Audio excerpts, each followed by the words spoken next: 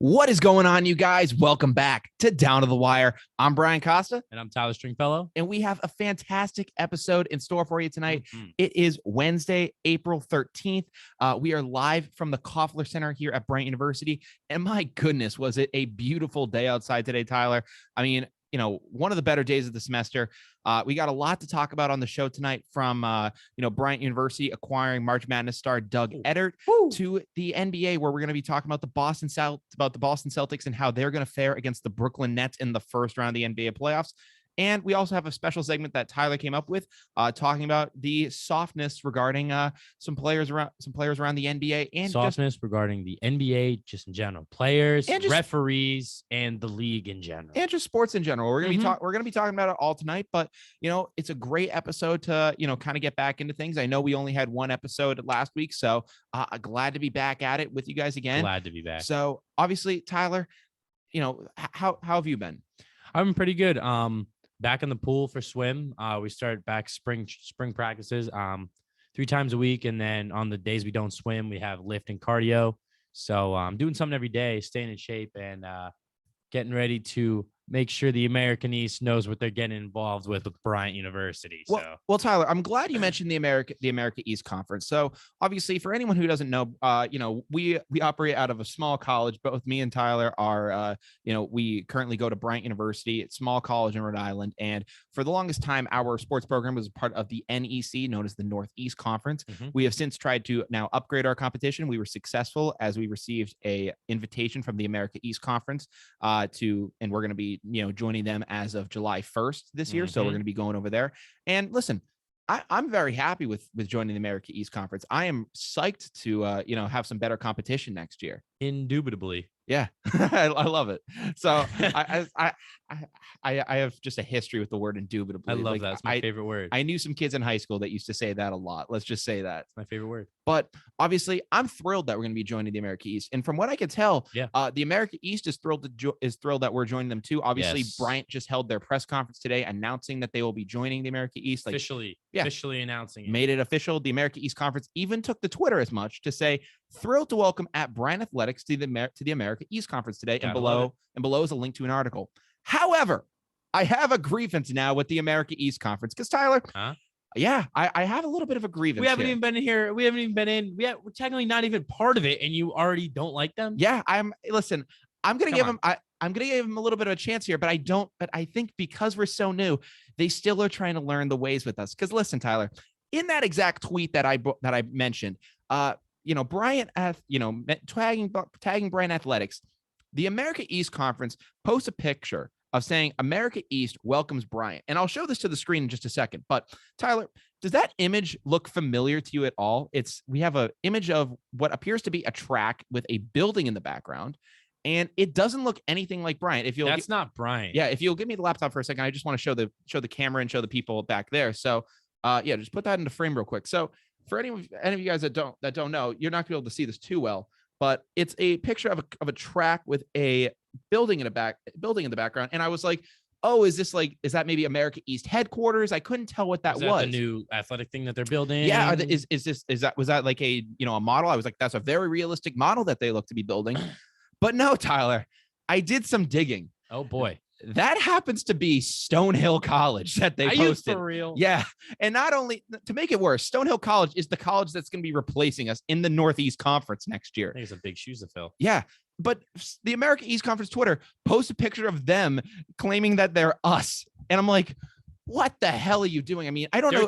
Their Twitter guy should be fired. No, yeah. Fire him. You can get in trouble for stuff like that. Yeah. I don't know who came up with this, but they post a picture of the wrong school. Listen, Stonehill, congrats to making it to the NEC. But as of right now, you're still a D2 school. The America East is dissing us by posting a D2 school on their Twitter page. I mean, listen, I get we're the little brothers of the conference right now, but show us some damn respect. Put some respect on its name. Absolutely. Because Bryant University had the NCAA leading scorer. Yeah, we have Put some respect on its name. Charles Pride. Come on. Yeah, Peter Kiss, Charles Pride. Peter Kiss. We got those boys. So listen, I'm a little pissed off here, Tyler, and I wanted to get your immediate reaction on that because I was looking at this building at first, and I'm just Rubs me the wrong way. I was like, the last time I checked, Burn Stadium doesn't look like that. You know what it almost looked like to me at first? It looked like the health service wing of the Unistructure. And then I realized the track isn't next to that. Rubs me the wrong way. I was like, what's going on here? And then eventually I realized that they just messed up and put the wrong campus. Because Tyler, I swear to God, if you take this picture and you go into Google Images right now and you search Stonehill Track and Field, that exact image comes up. I swear to you. Stonehill. Because I did this. Track and Field? Yeah, Stonehill Track and Field. How'd you find that? Just there were some, I'm not gonna lie, there was someone in the comments that said this looks like Stonehill. Also, my sister back in the day was, there it is. Yeah, exact image, right? But what happens when you search Bryant Track and Field? Oh, stuff comes up. So I don't know how they made this mistake, but the reason I also kind of had an inkling this was Stonehill is because back in the day, my sister was touring colleges back in the day. Stonehill was one of the colleges that she was interested in. So I actually went to the Stonehill Field House and, got to see it. It's a great facility. I'm not going to lie. For a D2 facility, it's a great freaking place to be. That's where I had my high school graduation. Yeah, it's an amazing. It's pretty. But oh yeah, you don't make this mistake. This is not something that's very easy to make a mistake. No. But it does look nicer than our track. Oh, it does. It really does. I mean, I'm not gonna lie. If they're trying to, if they're trying to prove something, then I mean, yeah, like you did post a nicer looking track and field house, so I can appreciate that. But I don't know, man. Just show rubs me the wrong way. Yeah, it just doesn't. You know why? Ooh. Oh shoot. Bryant University is about to run a train on the American East. Yeah, I mean, listen. You heard it right here first.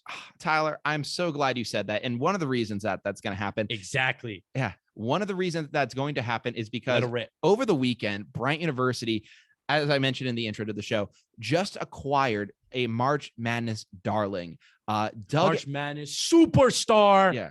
Doug Edert of the St. Peter's Peacocks announced over the weekend that he will officially be transferring to Bryant University come this fall. Oh, say it again. Say it again. Oh, Tyler, let me just tell you, Doug Edert's, and he also made a visit to campus, which I frankly was the worst kept secret, I think, in the history of the world. I mean, I wasn't here for that. I was at home. Are you serious? I missed it. Oh my goodness. I mean, from what I heard, you were going on Yik Yak and people were just going nuts, just saying, oh, hey, I think I just saw that St. Peter's dude walking around. And someone said St. Mary's dude. And I was just like, oh my goodness. So someone was saying, people were just saying, yo, Doug Edert's here. Doug Edert's here. And I'm like, what is going on? And people are saying, yo, they're the entire basketball team right now is in the Fisher Student Center on Accepted Students Day. I think someone told me Peter Kiss was playing chess with the chess club guys. And I'm just like, what the hell is going on today? I'm like, it was weird over the weekend. I heard. I mean, I didn't end up running into him, but people were saying, people were just going left and right saying, yeah, I ran into him. One of my friends, his mother works at the school and basically ended up saying, hey, I saw someone walking with Peter Kiss and Charles Pride. He looked very familiar. And my friend ends up saying, oh, do you mean Timmy Kiggins? Because she described him and. Let's be frank, Timmy and Doug could honestly, they could go hand in hand. They could be brothers. Yep. They could look a little bit different, but they could be brothers in a sense. So she ended up saying, nah, wasn't him. He looks so familiar. It's on the tip of my tongue. And I'm like, yeah, because he was on your TV every day for the past month. I'm like, he was. Yeah. So I'm just like a NIL deal with Buffalo Wild Wings. Yeah. I mean, and now he's at Bryant University. Yeah. Where's my Buffalo Wild Wings contract? Which Tyler, and the fact that he announced that he was committing to Bryant really did shock me at first. And I was like, man, this dude's going to come to Bryant University. Yeah. So I'll explain that in a second. So obviously I was shocked that he was announced that he was going to come here, but the more and more I thought about it, it made a lot of sense. Let's face it. St. Peter's is a small school out of Jersey City, very similar to Bryant University, operates out of the MAC conference. The MAC is slightly better competition than the NEC. Oh, I know their conference very well. Yeah, it's almost like equal. I was in there my freshman year. Yeah, so it's a very similar kind of conference. And, I was like, okay, so there is a similar conference vibe. The other thing about Doug, too, is that, while he had tremendous while he was a tremendous star during March Madness, put up, I believe, 20-something points against Kentucky in their game, in their upset over them. So he's had great games in March Madness, but on the season this year, he only averaged 9.5 points per game, 2.5 assists, and then basically 45.3 field goal percentage. Yeah, so 46% from the field. Yep. So it was nothing crazy, but it was enough to where Grosso was able to approach him and say, listen, we're going to a new conference next year. We're going to be facing off against Vermont, who's a perennial powerhouse of the American And East. UMBC, everybody knows who UMBC is. Yeah. Well, UMBC, from what I've seen, has kind of taken a step back. They've lost some guys, so they aren't really. But still, they're not. Everybody knows who they are. Yeah, but they, from what I can tell and what I've seen, they don't really pack. Special. They don't pack. They don't pack as much of a punch anymore. I think Vermont has won it, I think, the past 4 years. Grasso went to Doug and said, you know what? Hey, we took Peter Kiss, who averaged 6 points at Rutgers, and turned him into the nation's leading scorer. Why can't we take you and make you into the next JJ Redick? What's stopping us? What's stopping you? And basically it's going to say, hey, I know you're not going to be able to. I know, unfortunately, Duke and those guys aren't going to be making offers to you. Come to us, be a star here, and be a household name in Smithfield, Rhode Island, which is a tough bid to make. I'm not going to lie. Saying you'll be a star in Smithfield, I mean, that's a tough sell. That doesn't sell to most people. My response would be, where the hell is Smithfield? Where's Rhode Island? Yeah, he'd be like, right here, man. Yeah. You're in it. Oh yeah. And I mean, congrats to Grasso. I mean, he signed that contract to come back here. And I mean, from like the minute that pen touched that paper, he has been back on it as a recruiter. He's been making incredible moves for us this year. Yeah. You mentioned they got 2 other transfers. Yeah. So we got 2 other transfers at least. And a grad student. Yeah, from URI. Yeah, so we got Antoine Walker, grad transfer from URI. He's someone I'm really interested in because at one point at URI he averaged, I believe, 9 points over there. There are some talks that maybe he could, who knows? Maybe he could lure some other URI guys here. That'd be great. I can guarantee you he's got friends across the country. Well, I mean, URI, especially because they just lost their coach and they're bringing in a new guy. I think a lot of those guys are probably going to look to get out at this point. So there's a chance that's going to happen. So maybe Antoine can help us out there. Maybe some of the LSU guys. Yeah. Maybe he knows some of those guys. More than half the team, actually, all but one of LSU's teams in the portal. Yeah, which is pretty crazy. So obviously we ended up getting him. We ended up getting Chauncey Hawkins as well from St. Francis, Brooklyn.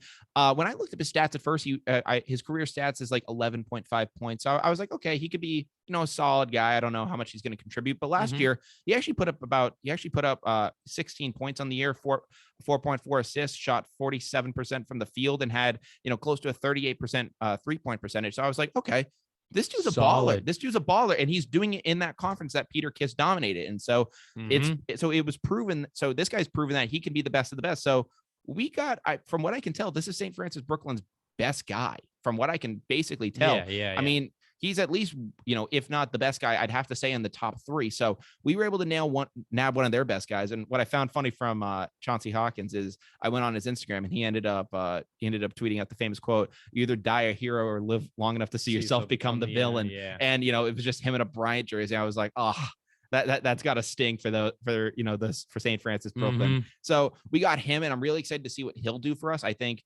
whether it's in a starting role or off the bench, he's going to be an incredible contributor. I'm assuming he'll most likely start because Bryant basically does a lineup of 4 guards. We just typically do that anyways.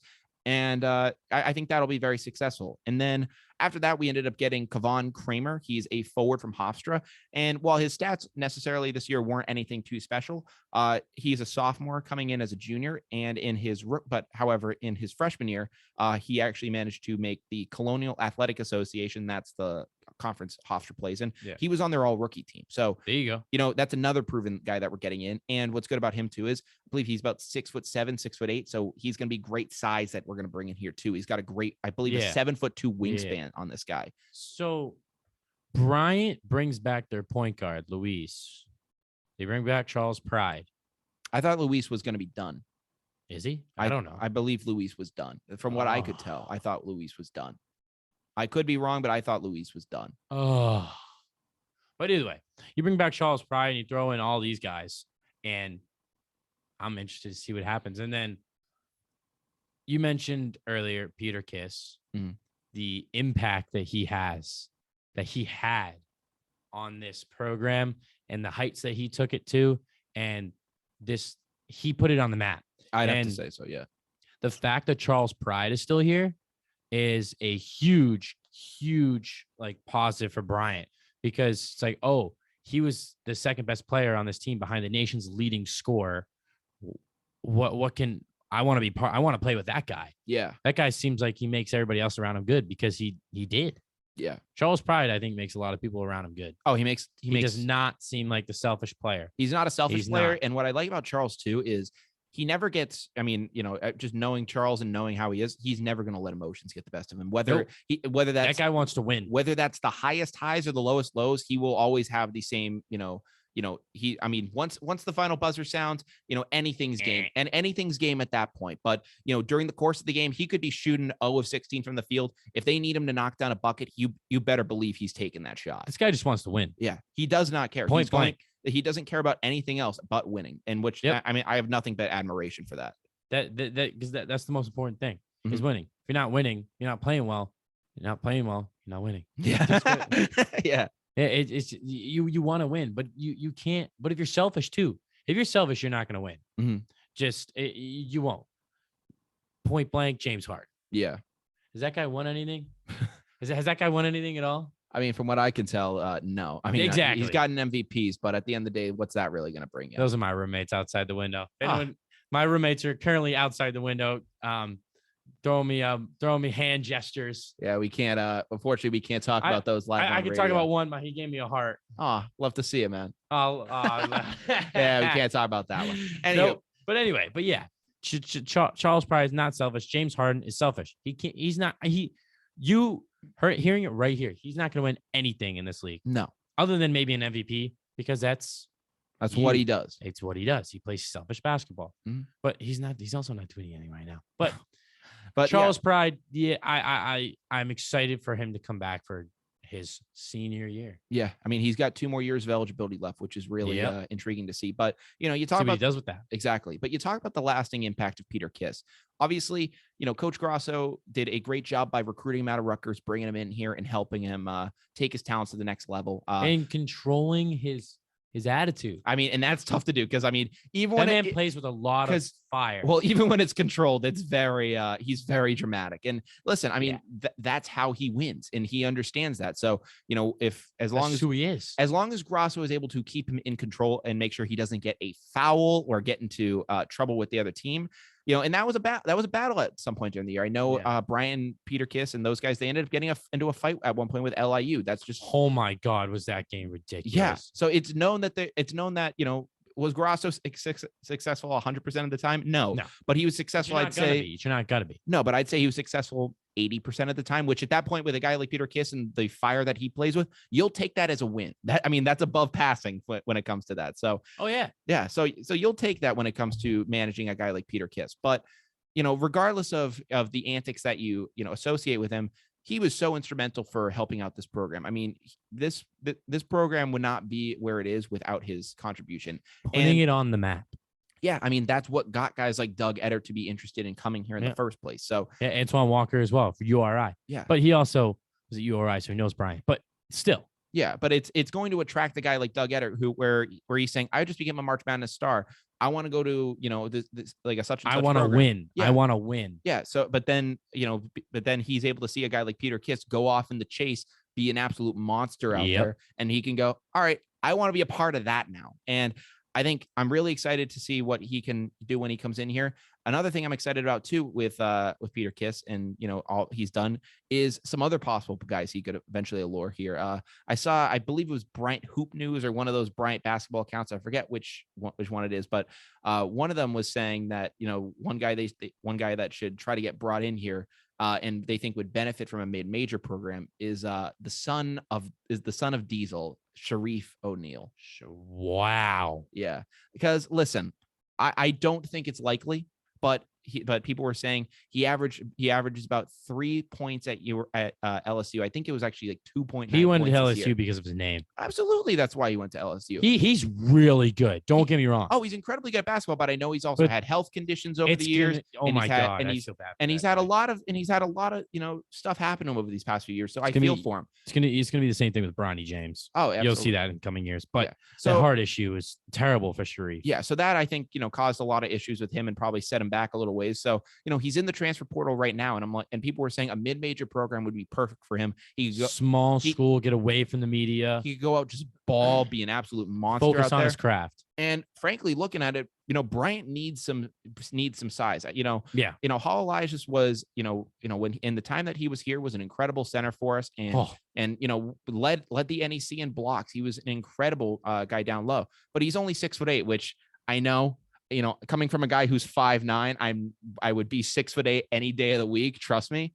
But unfortunately, 6'8" in college nowadays isn't even going to cut it when you're facing off against, 7 foot tall, monsters. Yeah. 7 foot tall, like, almost like point forwards, which is unfortunate. So, a guy like Sharif, he's 6'10". So you put him down there in the post, and, we're going to have guys like Doug. We're going to have Charles. We're going to have Chauncey Hawkins and those guys getting Antoine buckets. Walker, all these guys. So all we would basically say to Sharif is like, okay, you can get yours every now and then, but, just be a monster down there on the boards, help us out, and be a better version of Hall. Yeah. That's what we need. Hall, you mentioned, was only 6'8", but he led the NEC in blocks and just defensive rating and everything. So credit to Hall. I'm never going to take that away from Hall. And it's crazy though. And from what Hall did this season, Grasso basically, I think, admitted at one point that, I think he said it in his exit interviews, was that Hall basically just would just show up on game days. Like, he wasn't really practicing because of how hurt he was this year, and they couldn't afford to hurt himself in practice. Yeah. Not be ready for the game. I think they said because he was basically playing on one knee the entire year. He was. So, they basically man's made out of glass. I know somebody like that. I mean, I wouldn't say made out of glass. It's just unfortunate that that's just an expression. No, I know, but because he's always hurt. I mean, but that's not really the case though, because being made out of glass is if you're, getting hurt repeatedly and, you have a history of doing this. With Hall, he got hurt at the beginning of the year and chose to play through it. So there's a difference with that. Being made out of glass is saying, okay, I got hurt, I fully recovered, and now you have another injury. With Hall, he got hurt, and basically decided, okay, I can't afford to be out and, cost this team games. He was out a certain number of games, but eventually they said, hey man, we need you back in here. And he Ironmanned it for the rest of the season. Yep. So that's what he did. I mean, for Sharif, if he was able to come in here, and again, Sharif, if you're watching this podcast by any chance, Bryant University is a great institution. So please consider coming here. Beautiful campus. Please consider coming here. So if Sharif O'Neal was ever interested in attending a university like Bryant, imagine seeing Shaq here. Oh yeah, imagine having to reserve tickets for Shaq. I mean, let's just face it. Our regular season games next year are going to be sold out anyways. So it's going to be. You think so? Oh, I think so. At least the home opener is going to be sold out with Doug. Yeah. People are going to be. This is Bryant. Bryant is basketball. Yes. I've said this repeatedly on the show. Bryant University, when I got here, was a baseball and lacrosse school, and since Grasso has taken over, swimming gets no respect. I mean, I'm joking. I'm joking. I mean, I'm sorry. I understand. Yeah, unless Michael Phelps is showing up in that pool, Tyler, I don't care. Ryan Lochte. Yeah, supposedly. Yeah, I mean, what do you want? You really want Ryan Lochte showing up the pool? No, I do not. Really? You want to? No, I do not. You want to send him over to the bursar's office and then have him? Yeah, exactly. Please don't. Somebody hit me. Yeah, exactly. Please don't send Ryan Lochte to this school. Exactly. But it's gonna be interesting. Yeah. So I mean, like, this school has transformed itself into a basketball school, and I think that things are really only looking up, and I can't wait to see what is next for this program. Cannot wait. Yeah. Staying on basketball news, though, I kind of want to shift into, while we're talking about our favorite college team in the nation right now, the Bryant Bulldogs, I want to shift to our favorite NBA team, the Boston Celtics. What are you talking about favorite? I'm a Bucks fan, bro. Oh, shut up. You're a Giannis fan. I'm a Giannis. Yes, I am a Giannis fan. Yeah. So my favorite team is the Celtics. Yeah. So chill out. Okay.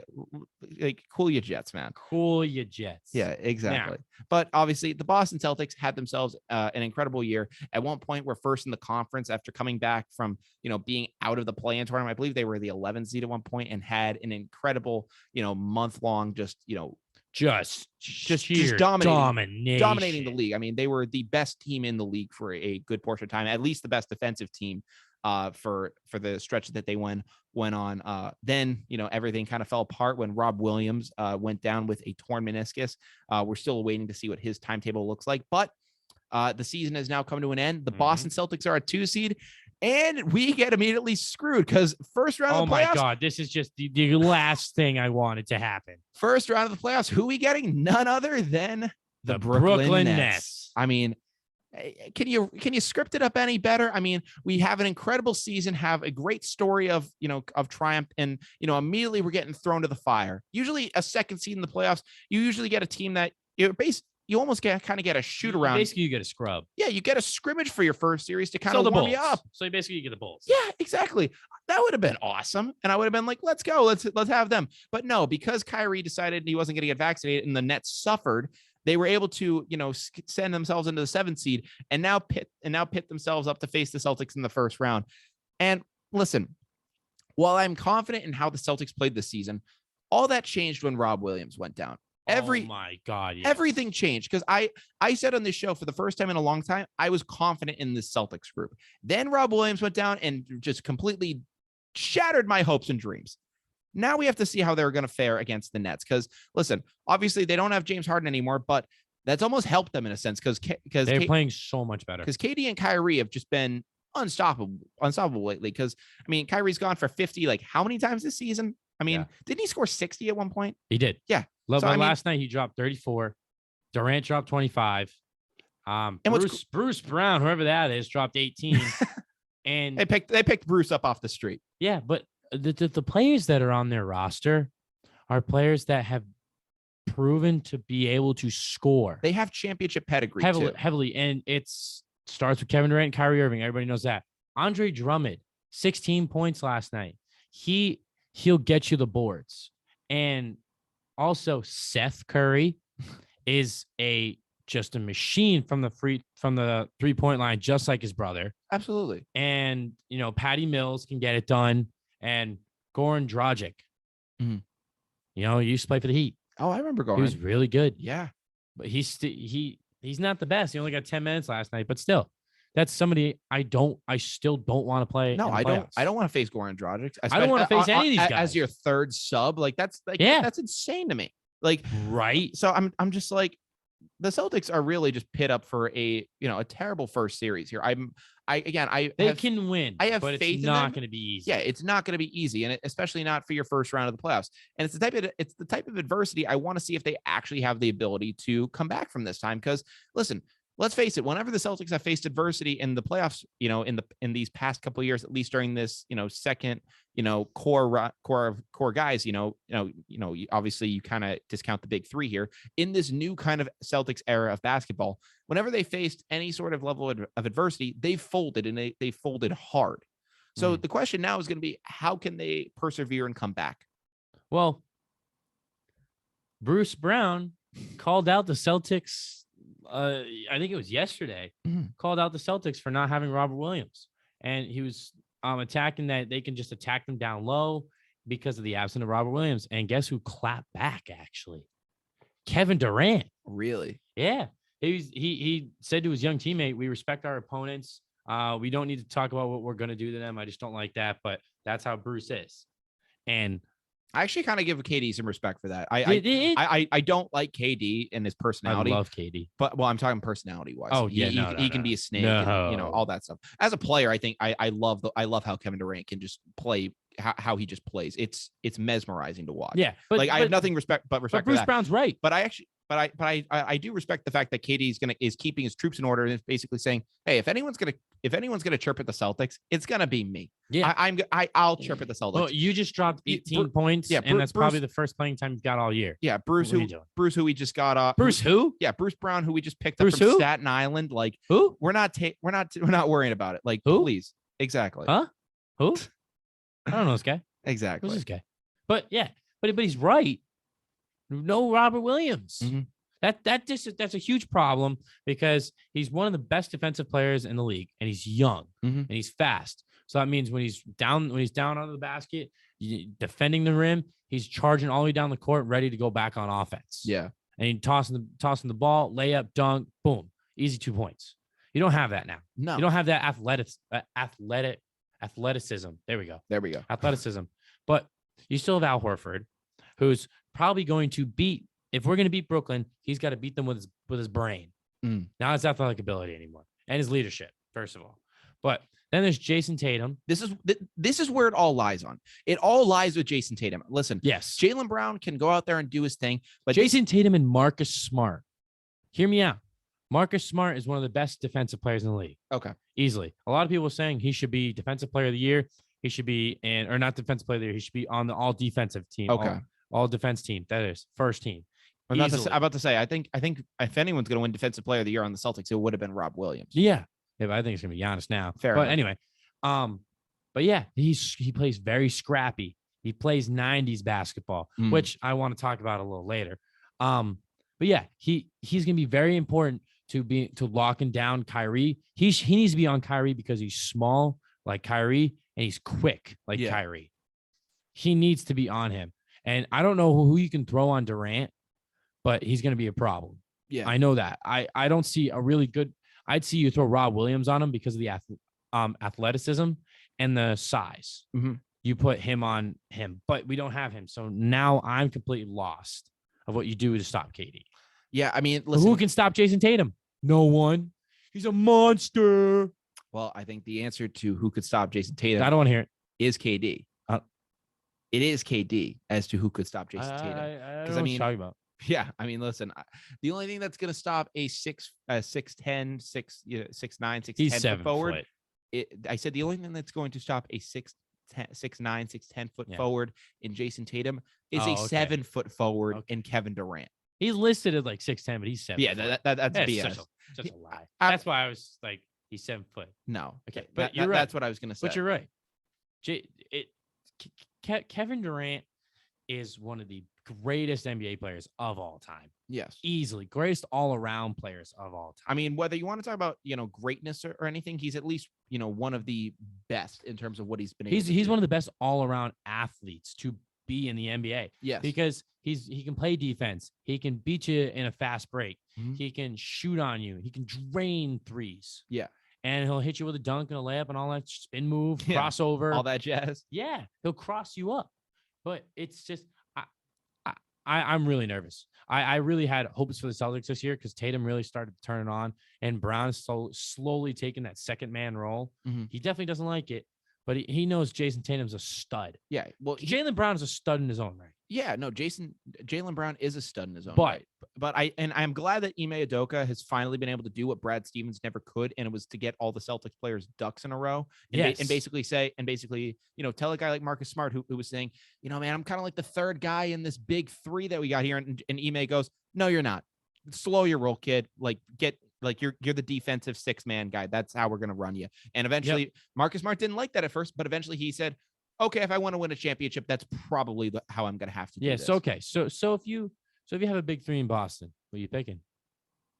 Brown, Tatum, Williams? Yes. Yeah. 100%. That's the only way it goes in my mind. The only way. Because if you think about it, again, I'm not comparing these guys. I've made this comparison before. It's not an accurate comparison, and it's only relevant because of Rob Williams. Somewhat. No, well, it's only relevant because of Rob Williams. And I know where you're going. So you can think of Tatum as your MJ, Brown as your Pippen, and then Williams is your Rodman. Yeah. To where battling in the trenches, getting the job done, getting the boards, getting the ball. It's not really the case with guys like Tatum and Brown. Obviously, that kind of tandem relationship is kind of like that. But obviously, I'm not comparing the skill set. I'm not comparing Jason Tatum to Michael Jordan. I'm not that guy, and I'm also not comparing Jaylen Brown to Scottie Pippen. That's not me either. But just seeing the way that Rob Williams flows with that team, that's how it reminds me of that big three. Yeah, and Daniel, I don't know how Daniel Tice is going to do against the Nets.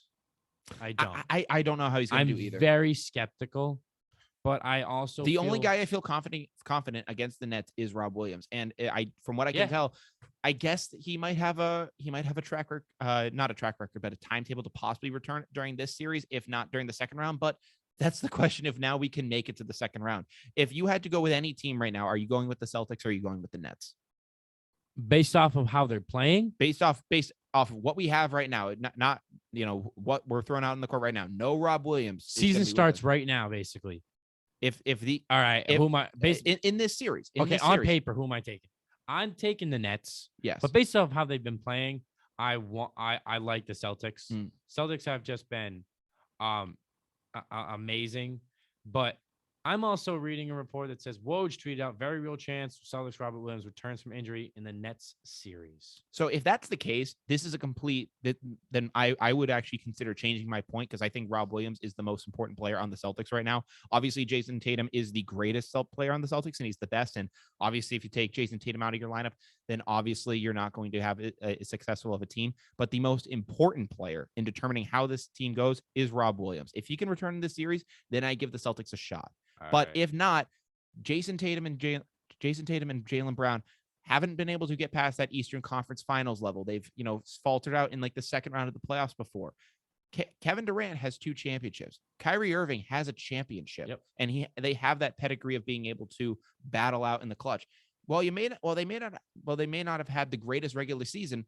When they realize, okay, these games actually matter now, and we're in it, not like LeBron James where you're now out of the playoffs, and it's like, well, I guess I can't do it now. When you realize, okay, these games actually matter, and if we lose 4 of these, we're going home. You usually see those stars come out then. I don't know if we're going to see that with Jason Tatum. We've seen flashes of it in the playoffs before, but if we don't have Rob Williams out there to stop the bleeding defensively, I'm going to have to go with the Brooklyn Doesn't Nets. matter how well Tatum and Brown are playing. Mm-hmm. If they can't stop the Nets, it's over. But Woj apparently tweeted out, the thought from the beginning was because of the nature of the meniscus surgery that he can come back within that 1 month timetable. He continues to progress. He's met all his benchmarks so far. He was told there's a real possibility for Boston. He could come back to play against the Nets in the back end of the series. So, but here's the thing that worries me about probably 5, 6, and 7. Yeah, so you have to not get swept, which I think you can is afford. A real possibility. Yeah, well, I think they can avoid getting swept. I think they can do that. At this point, I have faith that I would probably go with the Nets. I think you can at least avoid getting swept. At least in the Garden, you can avoid getting swept. Yes, I want to talk about that. The Garden. Boston fans have not had real playoffs in a while. The Red Sox ran the table last year. Yeah. They played really good, and nobody really thought they were going to play that good. Yeah. The Bruins playoffs are coming up, I believe. Yeah. They start around the same time. So, and the Patriots playoff was in Buffalo. Yes. Now, you bring the Brooklyn Nets here in Kyrie Irving, a player that nobody in Boston likes. Behind LeBron James, he's public enemy number 1. Yes. So you bring him here. The Celtics got one crack at Celtics fans got one crack at Kyrie with a full stadium. It was that last game that they were here. But now it's the playoffs. They're going to be rowdy even more. It's Boston, baby. Yeah. Boston going to be back in action in the playoffs, and it's going to be really, really rowdy. Mm-hmm. It's going to be insane in there. And that is one of Boston's biggest assets in every sport is how loud it is when you come to play in Boston. Mm-hmm. Fenway Park is always crazy. Yeah. Bruins games are dumb. Dumb. They're insane. Yeah. It's crazy to go Bruins there. Fans are psychopaths. Exactly. They will rip your head off. Exactly. And New England Patriots fans, oh my God. They're just loud and just insane. Yeah, they're cheering they're just cheering their asses off. Yeah. But anyway, TD Garden is like that for the Celtics as well. Yes. And I think that is one of the biggest things that we have going for us is that we start the series here, right? Yeah. We're the better seed. We start here. I can't wait. Yeah, I can't either. I'm really excited for it. Obviously something that worries me about the Celtics team moving forward. It's kind of a theme with the NBA in general, but it's the idea that the Celtics kind of get in their own heads and, they take things too emotionally. And I think this kind of ties into a more general point that, Tyler, you kind of wanted to reiterate to me on the show today.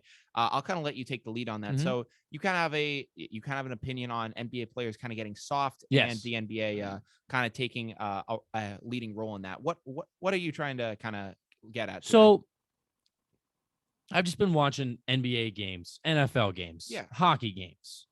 And where's the taunting? Where's the jawing? Where's the scrapping a little bit? Not like throwing punches and getting in fist fights.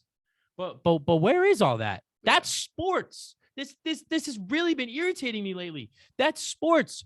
When you're especially in the NBA, when you line up for a jump ball, jawing each other, calling each other names. That's sports. Because same at the free throw line. Patrick Beverley, for example, one of the biggest trash talkers in the league. Russell Westbrook, those two have huge beef. Both those guys, they're on the same teams. Hypothetically, they're on the same team. You have to be crazy to do that, by the way. But they're on the same team and they're chirping at me. I'm trying to make a free throw. The refs are gonna be like, blow the whistle. That's a tech on both you guys. And I'm gonna be like, what? Me? I'll be at the free throw line. What? Are you kidding me? You guys, they just got a tech for that? Are you serious? Now, I was talking about this with my friend, and she used to play basketball here at Bryant. Yeah. But out of 35 games in the NBA this year, yeah, $35,322,618 in fines. Holy shit. Yeah, it's a lot. How is that possible? Yeah, it's a lot. That's ridiculous. That's enough to pay like a middling. That's like LeBron's like salary. Yeah, like his annual salary. Yeah, and that's LeBron James, one of the highest paid players in the league. But my point is, but that's sports. Yeah. Why can't we do this anymore? Throwing punches at each other. I get it. They should get a tech for that and get a warning for that. If you're throwing punches, you need to get it. If you're throwing punches, you need to get ejected. All right. Unless it's hockey. Hockey, anything goes. I mean, but nowadays, they don't even do that anymore. Yeah, which does suck. So here's the thing: hockey, fighting's always been a part of hockey. It's just what the guys do. Yeah. And if you want to see some hockey fights, just don't watch the pros. Watch any other league. You'll like high school or not high school, college. Watch college or just semi-pro. Semi-pro. Semi-pro. If you want to go to a Providence Bruins. Yeah, if you want to see some real fights, watch some semi-pro hockey because there are a bunch of grown men who are disgruntled by the fact that they can't get to the next level and are fighting tooth and nail for that opportunity. And when they feel that they've been robbed, they will rip your head off. So what semi-pro hockey is where you'll see the best fights. Yeah. All right. Hockey is fighting is a part of hockey. Yeah. In baseball, unfortunately, it's a little different. If I push you and do some stuff like that, you're going to get ejected. Okay. But hear me out. But that's always been a part of baseball. You crack a home run, you're rounding the bases. The guys are jawing at each other. They let that go. That's fine. That's sports. Yeah. They're jawing. I can guarantee you they're calling each other the worst names in American English language. Oh, yeah. Now, I got 3 examples here. Yeah. Earlier this year, Anthony Davis was thrown out versus the Bulls after he lost his shoe. Now, he lost his shoe. He was trying to tie it back up, and they kept playing. He's like, he's yelling at the ref, come on, like, you can't stop the game for me, really? They blew the whistle, called a tech on him, and he got ejected. Yeah. Because it was a second tech. That's where I'm getting, are we really doing this? Yeah. I get it. The rule is if you get 2 technical fouls, you get thrown out. Yeah. Which is, it's too broad because say, and I got Rudy Gobert versus Miles Turner. They get into a scrap. No punches were thrown, but they were grabbing each other and they were yelling at each other and calling each other names. There's your tech. Now, say Nikola Jokic is Anthony Davis. He loses his shoe and he goes, come on, ref. You're really going to throw him out after that and not the scrap? But either way, he shouldn't be thrown out for either of those things. If he threw a real punch, you're right. That's when you get thrown out of the game. Like, dude, you can't be throwing punches. Well, the NBA too. I mean, we have experience with guys, when things get heated. I mean, you don't want a Malice at the Palace situation going on. No, you can't have a situation where, when all a brawl breaks out. Eventually, you do have to say to these guys, okay, you got to leave the place because you're causing too much drama. Yeah. So, I mean, you do need to eventually. But now it's starting to get ridiculous because, but here's another example. Nikola Jokic completely bodied, I believe it was Marcus Morris. It might have been Markeith, but either way, of the Heat. But one of the Morris brothers went up to Jokic and bodied him. Yeah. And then he retaliated. Mm-hmm. I mean, that's what you're going to get. Yes. But he shouldn't have done what he did. And they both got ejected. I see that because what they both did was you shouldn't have done that. No, you shouldn't. But here's another one. Kelly Oubre earlier this year. I can't remember what game it was, but I looked it up. But he already had it. He slammed it home. And it was a great play. And, a slam dunked on somebody. And he was like jawing with somebody and he got a tech. And then all of a sudden he's running down the floor and he was like, where's the effing call? Yeah. Well, where's the effing call? He hit my arm and he gets a tech for that. And I'm like, really? Yeah. this is ridiculous. He's asking you, where's the call? So here's the reason why I think that's getting called more nowadays. Because I mean, players used to be. That's where the refs are getting soft. Like, dude, come on. And here's the thing. I will agree with you. Refs are getting soft in general, and it bugs the hell out of me because I'm like, they're giving guys such a short leash, and I'm like, do you realize what the old umpires or old refs used to have to deal with? Yeah. They almost got like they got stuff thrown at them back in the day. And you can't as much as take a little bit of criticism. So listen, I think that the refs need to kind of grow a bit more of a spine. I do agree with that. But I think one of the reasons that this is happening too, Tyler, is because, you have 8,000 different microphones pointed at the court. You have stuff being shot in 4K video. And the NBA is probably realizing, oh, we can't have guys like Kelly Oubre yelling, "Where's the effing call?" because they know that's going to get picked up on the TV. And whether they can bleep that out or not, they realize that's going to look bad for the NBA market. So it's an attempt. Yeah, you're right. It's an attempt to kind of get that out of there and basically say, hey, man, we're showing this to kids. We can't have this on our call. Okay. And I can appreciate that. And I can appreciate that. But I do agree that there is a point where I should be able to, but what I would say to that is, okay, then turn down like the gain on your microphone so that way it's not picking that up when the guys or you mean to tell me little Timmy sitting at home hasn't heard his mom scream the F-bomb at the top of her lungs? Yeah. Are you serious? Like, come on. Like, it's one little word. No, I know, but I get it's really bad publicity for the NBA. No, I know. And I think with just even lip reading on TV can be like bad it can just be a bad look.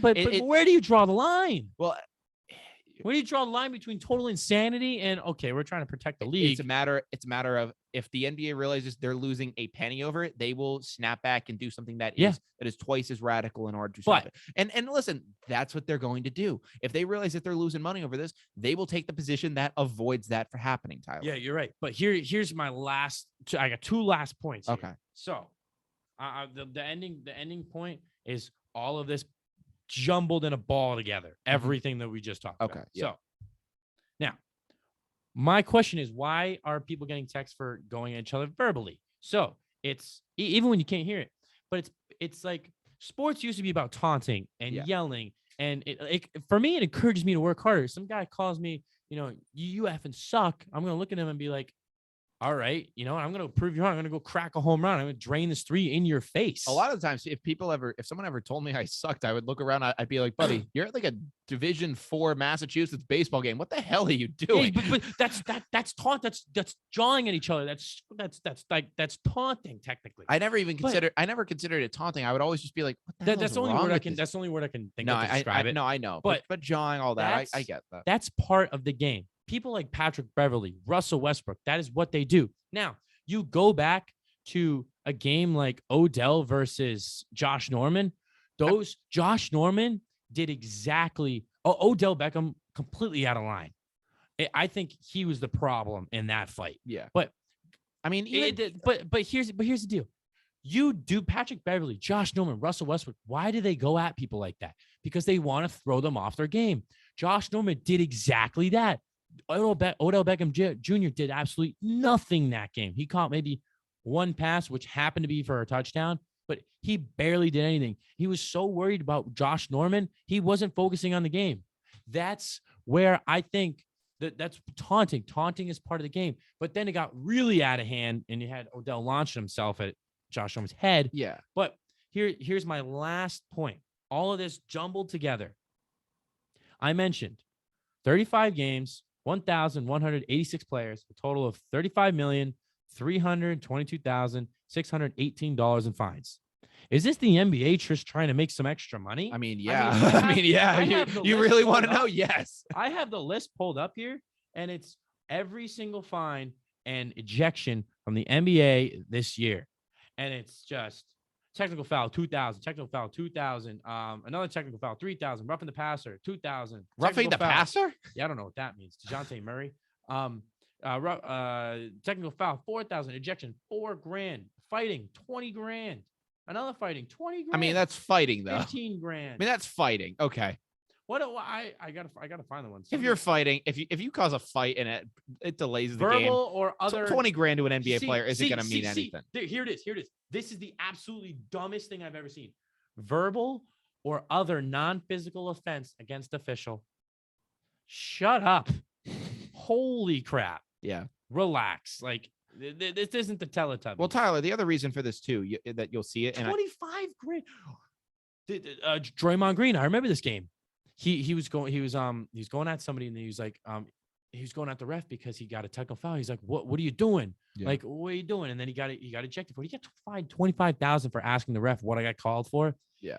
Well, Jason Tatum bounced the ball on the ground in frustration right up to his hands, and he was fined $5,000. Yeah. I mean, what? I mean, Tyler, the other reason this is happening too, and it's just how it's going to be done.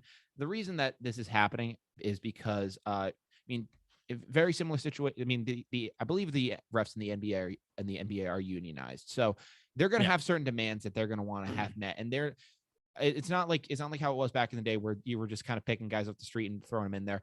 These guys want to be treated a certain way, and if they feel like they're being, treated, subhumanely, they're going to basically go on strike and say, all right, if these guys aren't going to respect us, throw some high school refs out there and see how they like it. So while I agree that the refs have sucked lately, and while I think they need to grow a bit more of a spine, that's the reason you're seeing it too, is because the NBA realizes, oh, we lose our refs, we're going to be kind of screwed, and the game and the product's going to look a lot worse. Yep. So, I see what you're coming from, but it's just, to me, it's starting to get a really, really ridiculous. No, it's hit a boiling point, and it needs to stop. It does, and I mean, you make a good point where it's just like, unfortunately, if it was the case of it being like, let's just have these guys play, like, let's toughen it up, I agree, we should be doing that. I don't disagree with it. But what ruins it, Tyler, is there's just a bunch of business mumbo jumbo that kind of throws everything for a loop. Business has gotten way too involved in sports. Absolutely. Way too.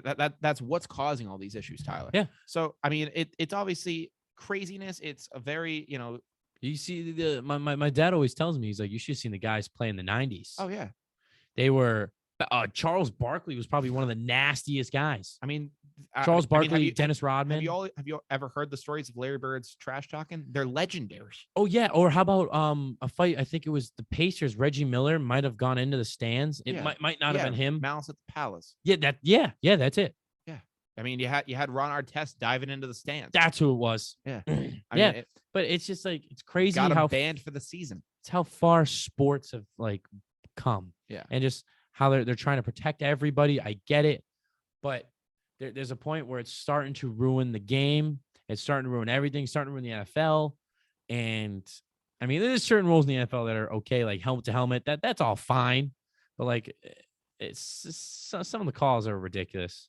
But I think it's the refs needing to be like, all right, you know what? That if I call that's a little ridiculous. Yeah. But anyway, I wanted to bring this up because I saw it the other night, and it's just, I mean, someone's always been on my mind. Yeah. I mean, do you have any personal experiences like, either if you were taunting someone, kind of trying to get in their head, do you have experiences of being taunted? So when I was in high school swim, there is a kid named Sebastian that was older than me, and I came in as a freshman. Yeah.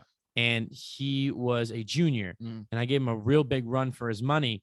But he was like, he was trying to get in my head. He was like kind of dogging it the whole race, and all of a sudden sped up at the end to beat me. And he was like all proud of himself. But then he got in a lot of trouble with the officials. It didn't phase me at all. I'm like, oh my God, I want to just beat that kid. Like, this is great for me. Maybe I can get him next year. But this kid just got in trouble with officials because he was taunting everybody. And it's like, dude, how do you taunt someone in a pool? Easily when you finish. Oh, when you finish, I can understand that. When you finish, I'm just extremely disrespect in swimming. It's different than the Olympics because they do one heat at a time. Yeah. But it's really disrespectful to get out of the pool when somebody else is still racing. Yeah. It is one of the most disrespectful things you can do in the sport. And he did it repeatedly. Oh. But was Tyler, was the biggest a-hole about it. Yeah. And I'm like, there's also, I was pitching, and some dude was on third base, and this guy got in my head. Tyler, before you say that, I was about to say in swimming, if you like, I could understand like taunting like on baseball and football, but I was like, what are you like doing butterfly? And it's like, oh, you suck. Screw you. I'm better. I'm better. I'm faster. I'm ahead. Where'd you go? Screw you. I was like, how do you taunt in swimming? I was like, maybe backstroke. There's also, I was like, backstroke could be there's backstroke also could be the taunting the race, but like the Michael Phelps face. Oh yeah.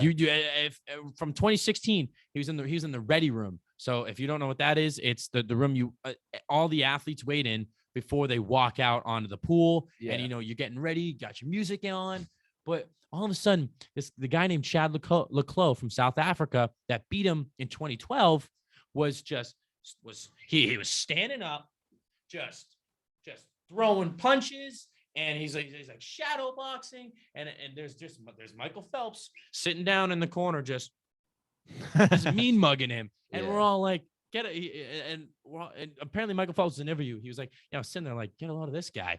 And what happens? Michael Phelps beats him and gets up on the lane line and is like, come on, give it to me. That's taunting in swimming. Mm-hmm. That is the pinnacle, the epitome of taunting. Yeah. And it's just, it's crazy. But I also played baseball. I was on the pitcher's mound. Yeah. And this guy was on third. He's starting to take a lead. And since I'm a righty, I'm looking right at him. And he starts, hopping down the third baseline, hopping back, hopping a little farther down, hopping back. And I'm like, what is this kid doing? But he was getting in my head because I threw the ball to third base instead of throwing it to home or just walking off the mound and walking back to third. I threw it to third and he took off. And I'm like, oh my God, I blew it. And he got in my head. He full on got in my head. I had no idea what to do. I'd never seen that before. But yeah, he got in my head. Oh my God. But yeah, there's taunting in swimming. So I don't like to do it. I like to let my swimming do the talking for me. I kind of agree with that. That's how I kind of like to perform as an athlete. I never really taunted. The only thing I can ever think of this wasn't a taunt. But this is the only thing that kind of came to mind. And I got one more quick one after you. This was back in majors of baseball. So we were still in the Little Diamond, and my brother gets called up to when I was 12, he was 9. Yeah. So he was still kind of playing with on little league rules. I was on the upper little league kind of stuff, getting ready for the big diamond. It's the level right before big diamond, and he gets called up, and I'm on the Red Sox. He's on the A's. Oh. And so this was the first time we'd ever played against each other, because for the longest time, whenever we played baseball, this wasn't the first time we'd ever been on teams with each other before. He'd been on teams with me. So I was like, okay, this will be pretty fun. So he gets on let's say, I think, so he's in left field, and I come up to the plate. And at this time in baseball in my life, up until I got to the big diamond, frankly, I sucked. And let's be frank, I was never the greatest player. And on the Little Diamond, I was awful. But I did a thing where I come up to the plate, and I see my brother in left field, and I basically kind of just do a wink. I do a wink and a point at him, because I was like, I think this was the first time on the thing. So I just do a wink and a point at him. And everyone thought that I was calling my shot to left field. Boy. And the babe. And my center fielder for the A's at the time ended up being my center fielder in high school. Good kid, Ryan Falcon. Good. We were a good tandem later on, because I played left, he played center. So he looks over at my brother and ends up going, is this kid serious? My brother goes, I don't know. I struck out on 3 pitches. Oh boy. I realized as I was putting my hand up, I was like, oh, people are gonna think I'm a jackass for this. Yeah, calling my shot. When left field. When in reality, I wasn't even calling my shot. I was literally just pointing at my brother, just being like, "What's up, buddy?" And and everyone was like people were looking around, just being like, "Dude." Everyone knew I sucked too. So it wasn't like I was hiding anything. Everyone was like, what is Brian become what's gotten in Bryant's head. So that's the only thing I've ever really done on that level. But for the most part, I knew if I ever taunted, it was always going to come back to bite me. I believed in karma with sports 100%. So I realized, if I ever got on base and I did something, it was going to come back to bite me. Oh, I've got karma. The only taunting that I would ever really do is let's say I belted a double and I slid into second. I'd get up and I'd be hyped. I'd be like, let's go. I'd be clapping my hands, going nuts. But in my mind, that wasn't taunting. That was me hyping up my team, because I was never going at the other team. I was never trying to get in their face and just be like, you were like, and be going around and be like, oh, I smoked you, and I just did this. I would be hyping up I would be kind of rallying the troops. That's how I did things. Yeah. But that was my experience with taunting. The only time I would ever, the only time I would ever taunt at the upper level though, and I said I rarely did this, but I do have, I guess, one example. And it was my junior year of varsity baseball, and it was because I rarely played that year. I was kind of like the fourth outfielder on the team, so I rarely got in. And it was just ride the bench. It was just the case. We had some Fill up my water. Yeah, we had some seniors, so it was kind of just rotations at the time. So I was sitting on the bench, and whenever like they'd be on, I was kind of just the rallying cry guy, and I would just be like, "Hey boys, hey, this pitcher sucks. Let's go." I'd be like, "Hey, you're gonna kill him," and I'd be like, "Coach, please don't put me in. Please don't put me in. I'm gonna die if you put me in. I'm gonna get hit in the head." So I would just like, I'd be like, that pitch sucked, buddy." So I mean, I guess I did taunt a little bit, but for me, I always did essentially being a teammate by proxy, basically a fan. That's when I'd taunt. Whenever I was like actively involved in the game, no taunting from me. You ready for this one? Go nuts. So there was a kid in my high school, in my elementary school. This is like elementary school baseball. I did not like. He was so rude to me. Thought he was higher than me. And all of a sudden, we start playing spring town ball, right? Yeah. I'm on the mound. I'm brushing off the mound. Look up. It's him. Walk into the plate. His name was Steven. Walk into the plate, right? And all of a sudden, I'm like, oh, here he is. And I look at him and I go, you know what? Okay. So I was a pretty good pitcher. I was very accurate. Yes. I didn't have the fastest pitches, but I rarely hit anybody. If I hit somebody 97% of the time, it was because I wanted to. That was my buddy Pat Edwards. He was a lefty pitcher and, crafty lefty kind of guy. Yeah. And he ended up saying, he basically said, if I hit you, I was trying to hit you. But anyway, so I look at this kid and I go, you know what? Screw this. I beamed it at his butt. And he like looks at me and he's like, starts laughing. He's like, free base. And I'm just staring him down. And I'm like, I hate you. But then the same game, I'm playing shortstop. He hit it to me and I saw his smile right as he hit it because he knew it went to me. And he starts running off, taking off to first. And I look up, it's like a blooper. It's really, really tough to get. It's in between the outfield and the shortstop. It's anyone's game, but it's really difficult. But all of a sudden, I'm charging at it, and I turn my body and finally catch it, and I like fell. It was really awkward.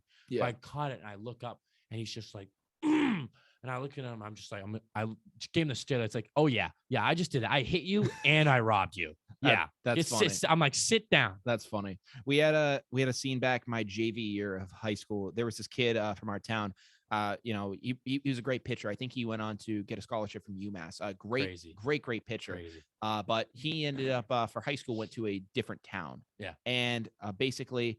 Not different town, but he went to a tech high school. So he did like the trade, did stuff over there. And our schools were playing against each other. And we found out, like this kid that we've known forever is pitching and he's a flamethrower. Like at the time he threw in like the 80s. He threw in like the 80s. I think eventually got up to like maybe low 90s. Eventually got up to like low 90s by the end of high school. And we're going in there. And I was the 10-hole hitter because I think we had an extra hitter in the lineup. And I was only starting because a kid was out, I think, due to an injury or some other reason. And I get put in. And like at this point, he has completely no hit the lineup, and I'm the 10-hole hitter, and I get up, and I don't have a hit on the season yet in JV. Oh, great! So the odds are stacked. I literally said to myself, I was like, am I going to get a hit this JV season? Like, because it was early in the season, but I was like, I haven't gotten a hit yet. And the first hit I get is off this kid, and I just hit a line single to right field, and it was just a really, really nice hit. Yeah. And I get on base, and I'm like, let's go. And then and then I heard that, and then I remember hearing after the game, like he was pissed that he gave up a hit to me. And I'm like, honestly, man, like, like he is a great pitcher. So I mean, nothing but credit to him. I'm actually shocked that I got a hit off. You're just proud of yourself. I was proud that I got this hit. So I remember just that happening. But you talk about hitting a guy. It's actually funny because I've mentioned this before. I don't know if I've mentioned it on the show, but I've mentioned it to people here is that while I've been at Bryant for 3 years, I've come to Bryant before for, baseball camps back in the day because they've hosted baseball camps. So I came here back my 8th grade summer. Wow. And then I came here when I was a sophomore going in my junior year of high school. So that summer. That's insane. So I remember pulling onto this campus and not really ever knowing anything about, like stuff here. I kind of, just assumed, okay, like there's this campus, like, basically we would just go to the baseball field. The dorms I never saw until I toured here as a junior in high school. Just never, like my parents ended up saying, hey, let's go to Bryant. And I was like, that's cool. I went for baseball camps. I mean, I was like, I guess, sure. I swam here when I was 8 years old. Same thing. Yeah. I only saw the pool, never saw any of this. I I never didn't even know it existed. Yeah, same. So, I mean, the only thing we ever saw was they take us to the baseball field and then they take us to Chase to go swim. Like Yeah. they did that with us. That was it. Yep. So I was I never walked. I never walked out of Chase. These doors over here. Never walked out. exactly. Didn't. I was didn't- scared. Didn't know Yeah. what was out there. I I was like, I'm going to die. I don't know what's there. I was like, there are college kids out there. They might kill me. yeah, they're gonna run me over. Yeah, I was like, I can't risk that. So I mean, I remember coming here and it was that second summer, and I was never a pitcher, but I, during the camps, it was like, yeah, sure, I'll pitch. I was like having some fun. And my buddy John Warren, who I've had on the show before, he's catching, and he isn't traditionally a catcher, but again, this is what a baseball camp's all about. Yeah. So he's catching, and so I think we're around like 16 at this time. There's like this 12-year-old kid, and I forget what his name is, but we started nicknaming him Weak Sauce, because anytime he'd come up to the plate and like some kid had like a weak hit, he'd be like, "Oh, that was Weak Sauce. You suck." So like, and we hated this kid. We despised him. So me, him, and my friend Adam Wright, we came up with a plan. It was like, and I get on the mound, and my buddy John is catching. And if you're anyone who doesn't know how to catch, you point, you'll show the signs and then point to whether you want it inside, outside of the zone. My buddy John gets down into his catcher stance and slaps the inside of his thigh, just saying, "Bean this kid." And I'm like, oh no.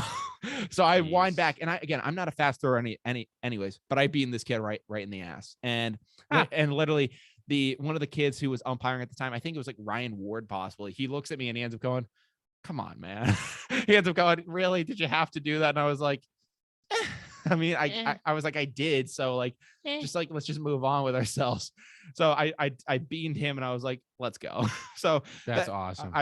You talked about beating kids. That was a story I remember with that. I only hit one kid on purpose, and I just didn't like him. So I did it. That same here. I've only hit one kid ever on purpose. The other times it was all incidental, but there were plenty of times like that too, where I just hit a kid. Crazy times. But man, Bryant camps here were nuts. I mean, it's crazy because we started off originally by just having lunch in the dugouts. Then we got to go into the baseball locker rooms, and like, it's crazy how much stuff they've done here. It's awesome. Yeah. And it's been an incredible journey. And I think I'm going to a club baseball thing after this. So let's see if I can, rekindle some memories and go back and do some things like that. So I don't know, Tyler, it's been a great hour talking with you, but unfortunately, man, what's up? We are down to the wire. Yes, we are. Always wanted to do that. I appreciate it. So we're officially down to the wire, which means that we're going to talk about everything we mentioned in this episode in a quick little wrap up and move on with the night. We're going to do a little quick press briefing real quick. Yeah, we started things off with my immediate disdain for the America East Conference as they completely dissed Bryant by posting a picture of Stonehill College when they were supposed to be introducing us as the new team of the America Talk about a warm welcome. I mean, yeah, to get our school right. Yeah, you just had to just screw us. I mean, what the hell's going on with you guys? It wasn't even like they posted a school in their conference. They posted a school that's going to the conference. They posted the replacement. Yeah. So I'm like, what are you doing? So like that's how we started things off. It was a very sour note, but then we lightened things up as we mentioned that March Madness star Doug Edert announced that he would be transferring to Bryant University over this past weekend. Teach me how to Dougie. Absolutely. After this, we mentioned how the Boston Celtics are going to be set to face the Brooklyn Nets in the first round of the NBA playoffs. That matchup begins Sunday, so hopefully the Celtics can step things up there. After that, we mentioned the softness of NBA players in the league and how that's transpired over the past couple seasons. And we've wrapped things up by talking about our own experiences with taunting, showmanship, and sometimes lack of showmanship, to say that. So, we thank you guys so much for listening, and we really appreciate everything you do. So before we do go, if you're not subscribed to Down to the Wire at this point, what are you doing? Come on. We are Spotify, YouTube, Instagram, Twitter, Facebook Marketplace. Yeah, we are on Facebook, so you can find Facebook. We are on Facebook, so you can access that, and it's super easy too because you can access it through the link in our Instagram bio. Our Instagram is at down.to-the-wire. Again, at down.to-the-wire on Instagram. Thank you guys so much for watching. And from Down to the Wire, I'm Brian Costa. And I'm Tyler Stringfellow. And we hope that you guys have a great rest of your night. Great night. Great Easter as well. Absolutely. If I don't do another episode, have a great Easter. I'm going to Great weekend. Absolutely. Enjoy the weather. But everybody. Take care. Have a good one. Good night. And peace out.